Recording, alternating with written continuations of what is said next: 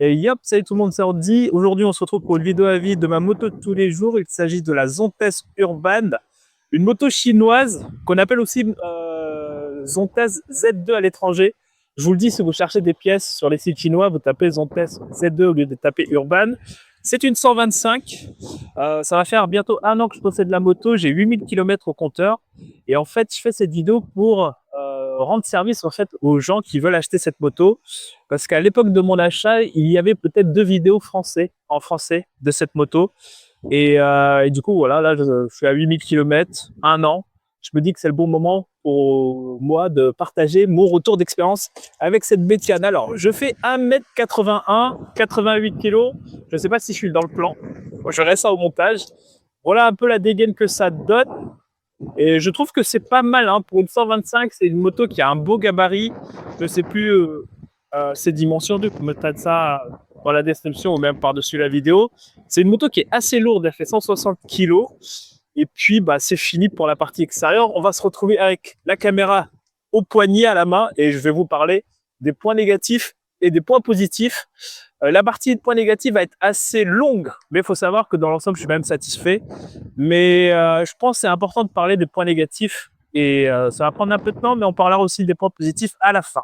À tout de suite. Et donc voilà, je vous ai dit qu'on va commencer par les points négatifs de cette moto. Et le premier point qui m'a surpris, c'est pour ça que je le mets en premier, c'est le prix de l'entretien. En fait, j'ai acheté cette moto parce que je me suis dit, tiens, moto neuve qui coûte vraiment pas cher. Je l'ai payé 3004. À l'époque, il y avait une petite offre. Et avec les frais de carte grise et tout, c'est monté à 3004. Mais bah, j'étais assez surpris du premier entretien parce qu'au bout de 1000 km, tu dois repasser au garage. Et là, en fait, bon, faut que je pense à flouter ma plaque par contre. Et en fait, quand tu passes à l'entretien, au bout de 1000 km, bah, j'ai payé 120 balles. Je me suis dit, frérot, ça fait 5 semaines que j'ai acheté la moto. Tu me factures 120 balles pour vérifier si une moto neuve fonctionne bien. Je fais, ok, si tu veux. Et après, c'est comme ça. En fait, il y a une clé qui clignote. Et j'ai fait donc 1000 km. Et pour les 6000 km, je suis retourné à la concession. Et là, ils m'ont dit, monsieur, bah, va falloir changer la chaîne, là, qui était dans un état. Franchement, au bout de 4900 km, elle était dans un état pitoyable. Mais donc, voilà, ils me disent, voilà, monsieur, il va falloir changer la chaîne et changer les soupapes. Et donc, bah là, j'en ai eu pour 311 euros. Donc, ça, c'est un peu dommage. Tu achètes une moto neuve, tu te dis, voilà, ok, elle coûte pas très cher. C'est un des points positifs, on verra ça après. Mais voilà, quand même, à chaque fois, enfin, moi, les 120 balles des 1000 km, j'en reviens pas. Je me suis dit, putain, faut payer, quoi. Donc, je sais pas comment c'est chez les autres marques, mais en tout cas, ça, c'est ma première surprise. Et après, bah, les 311 balles pour les 6000 km, ça m'a aussi choqué parce que bon, voilà, c'est le premier point négatif.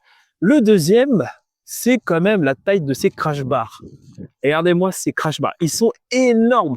Et ça, pour une moto qui s'appelle Urban, dont le but, enfin, la partie la promo, c'est un peu de dire, voilà, c'est une moto qui va se faufiler et tout en ville. Non. Déjà, à cause de ces crash bars, pardon, bah, ça nique un peu le truc. Moi, j'avoue qu'au bout de 3-4 semaines, en fait, je me suis fait avoir, j'ai frotté contre un truc en plastique.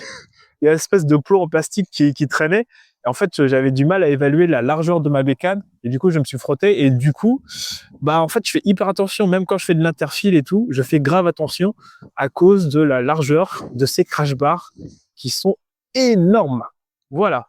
Après, urban, pour moi, c'est pas le mot qui correspond le plus à cette moto. Moi, je l'aurais bien appelé campagne. Parce que la ville, c'est pas son terrain de jeu. Déjà, aujourd'hui, en ville, tu te fais dépasser par des trottinettes et tout. Ça, c'est assez relou. Mais c'est une moto qui a pas un bon rayon de braquage. Ça, c'est dommage. C'est une moto qui est très lourde de l'avant. Alors, comme je sais plus si je l'ai dit, 160 kg le plein fait. On a un réservoir de 17 litres. Ça, c'est top. On en parlera dans les points positifs parce que 17 litres, et vu la consommation de cette bécane, franchement, je vais chez la station Total toutes les enfin, une fois toutes les 3 semaines, 4 semaines. Mais bon, point négatif, je trouve qu'il y a énormément de poids sur l'avant de cette bécane. Et ça, c'est dommage parce que lorsque tu manœuvres à faible vitesse et tout, bah, des fois, tu peux te faire avoir. En fait, tu sais, quand tu sors d'un parking et tout, tu sens que la moto peut basculer d'un coup. Et ça, c'est un peu dommage. C'est-à-dire, tiens, hop, voici le tableau de bord. qui donne toutes les informations. Le neutre s'affiche très bien. T'as pas besoin de baisser la tête, surtout la nuit, mais même en journée, tu sais, je trouve que c'est assez gros. Alors, c'est pas des plus sexy, mais c'est très pratique. Et le neutre, tu le vois direct quand il s'allume.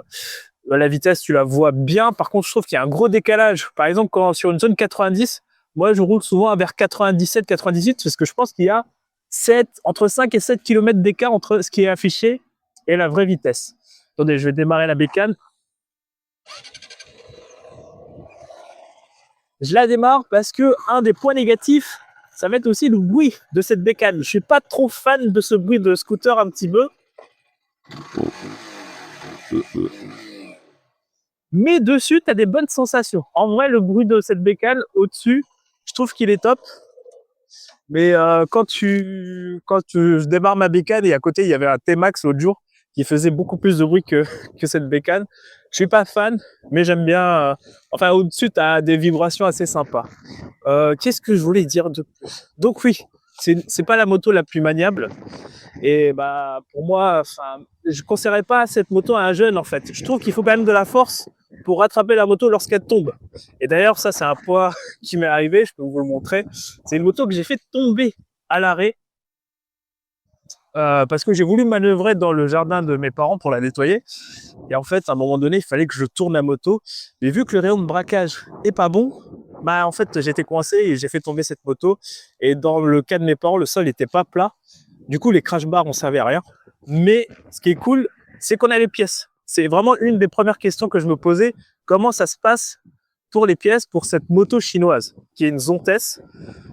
Donc, aujourd'hui, ça commence à être connu, mais c'est pas le modèle le plus connu. Parce que chez Zontes, le modèle le plus connu, c'est le Scrambler.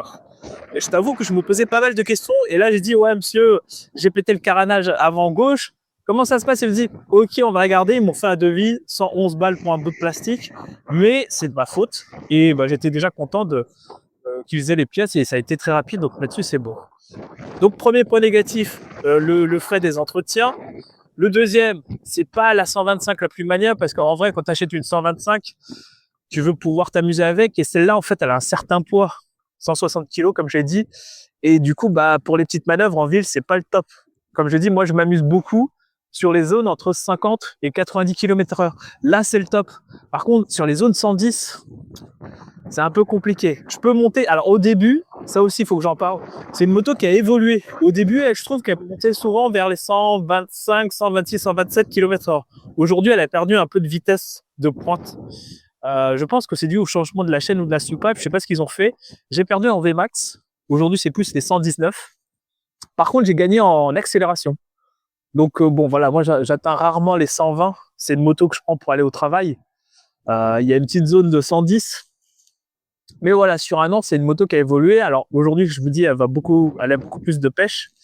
Et bon, bah, voilà, ça me gêne pas. Mais voilà, c'est un truc à prendre en compte. Je sais pas si c'est la chaîne ou les soupapes qui ont fait ça, mais c'est une moto qui a changé entre le moment où je l'ai acheté et aujourd'hui.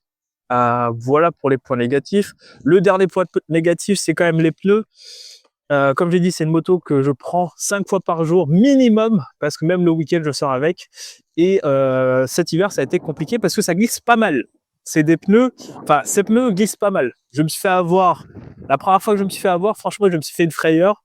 Et après, bon, j'ai compris comment ça fonctionne, donc je fais très attention en sortie de virage.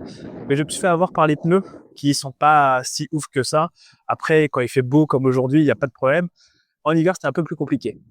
Voilà pour tous les points négatifs. C'était important. Il y a très peu de vidéos sur YouTube qui parlent que des points négatifs. Les points positifs, bah, la gueule de la moto quand même. Je trouve que pour une 125, c'est vraiment une très belle moto. C'est une moto qui ressemble énormément à la MT 05 d'ancienne génération. D'ailleurs, une fois, je l'ai garée à côté d'une MT. Et en fait, en termes de gabarit, c'était pas si ridicule que ça. Donc ça, c'est top. Bah, malheureusement aussi, vu qu'elle est quand même assez lourde, bah, elle manque un peu de peps. C'est pas la plus puissante, la plus joueuse des 125. La Suzuki, je sais plus quoi, la 125 est beaucoup plus fun à conduire. Mais malheureusement, la Suzuki, elle est minuscule. Mais bon. Point positif, ouais, voilà, c'est la gueule de la moto. J'adore. C'est une selle qui est hyper confortable. Ça, j'ai ramené ma petite sœur une fois, il n'y avait pas de problème, elle pouvait poser ses poignets là. Tout est à LED, feu avant, ça éclaire très bien la nuit, il n'y a pas de problème. ABS, le freinage est vraiment bon.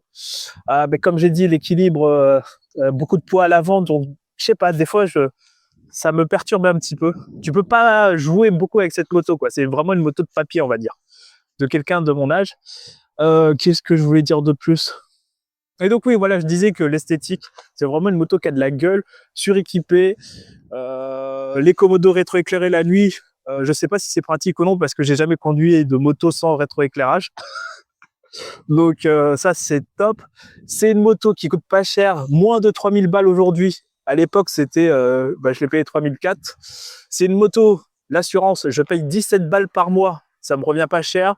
C'est une moto qui consomme que dalle. C'est écrit 2,5 litres sur le site. Là, j'ai pas fait trop d'accel aujourd'hui. On va regarder la consommation, 2,3. Voilà. Bon, après, je fais pas trop confiance, comme je vous ai dit, il y a vraiment un décalage compteur, vitesse compteur. Donc là, 2,3, peut-être pour les Chinois, c'est 2,7, tu vois. Mais voilà, il n'y a rien à dire. Suréquipé, consommation, ça me fait gagner de l'argent. Ça me fait gagner de l'argent aussi avec les places de parking, parce que maintenant, en moto, dans ma ville, je peux me garer n'importe où. Après, ça, c'est commun à toutes les 125. Mais voilà, c'est une moto qui a de la gueule, suréquipée, superbe première aventure à deux roues pour moi. Et c'est une moto qui me donne l'amour de la moto, parce que moi, si j'ai acheté cette moto, c'était pour découvrir en fait l'univers du deux roues. Je savais pas si ça allait me plaire, je savais pas si ça allait me coûter cher. Et bah cette moto, elle me coûte vraiment pas cher. Elle me fait gagner de l'argent, elle me fait gagner de l'essence, elle me fait gagner des places de parking. Et après ça, la place de parking, n'importe quelle moto, c'est gratuit. Mais voilà pour les points positifs. Après, qu'est-ce que je peux rajouter d'autre? Bah, je crois que c'est tout. Ça fait une vidéo quand même assez longue. Et j'espère que cette vidéo va vous plaire et va vous aider, surtout si vous achetez, si vous comptez acheter cette bécane. Et je crois que j'ai tout dit. Voilà. J'espère que ma vidéo vous a plu. Je vous dis à la prochaine. Ciao!